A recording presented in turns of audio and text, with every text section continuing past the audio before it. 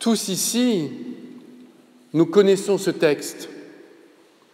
Je dirais presque que nous le connaissons par cœur. Et c'est un danger. Nous risquons en effet de l'écouter, de le lire avec un cœur habitué, qui n'est plus étonné. La difficulté en plus est grande, car certainement la plupart d'entre nous ont croisé ce tableau de Rembrandt, où l'on voit le Père avec son Fils à genoux, posant sur les épaules de celui-ci ses mains pour lui pardonner. Tableau magnifique que j'estime personnellement totalement perverti. Car il nous donne en effet, oui ma sœur, je vois votre surprise, il nous donne en effet une image pervertie de Dieu. Où est-il dit dans le texte que le Fils prodigue se met à genoux devant son Père? Où est-il dit que le Père pontifiant lui pardonne en mettant ses mains sur ses épaules? Nulle part il n'est dit cela. Il est dit au contraire que le Père se précipite, court et se jette au cou de son Fils.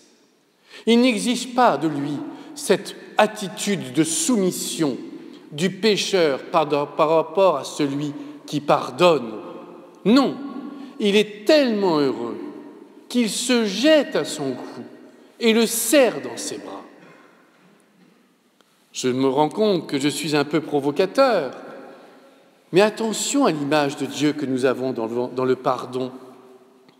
Dieu attend-il de nous que nous nous traînions sur le sol? Non, Dieu est amour. Il ne pense qu'à une seule chose, c'est à nous ramasser sur le sol, à se mettre à genoux avec nous et à nous relever. Quelques grands mystiques ont parfaitement compris cela.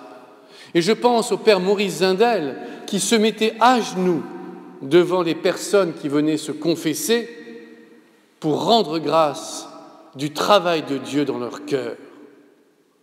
Nous avons encore bien du chemin à faire pour avoir une image juste du cœur de Dieu.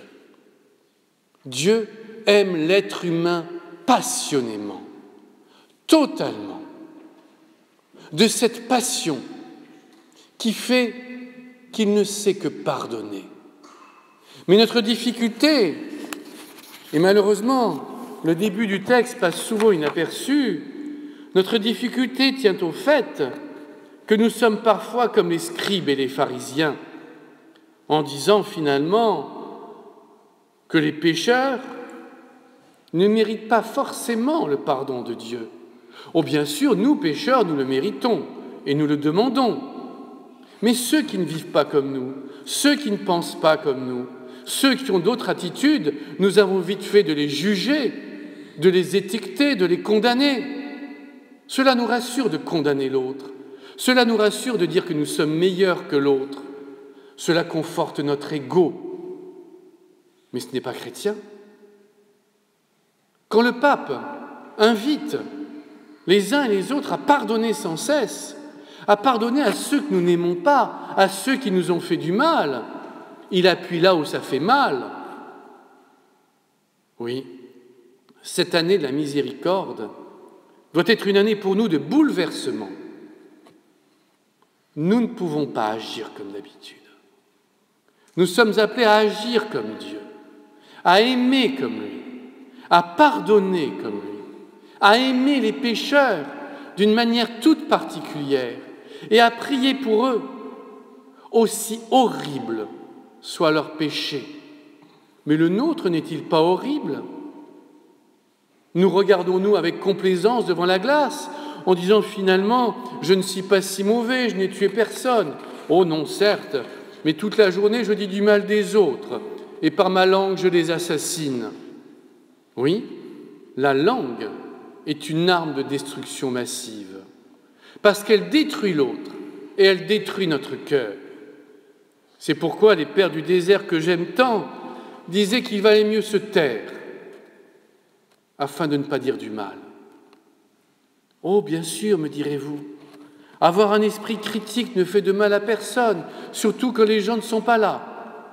Mais si, cela fait du mal à notre âme.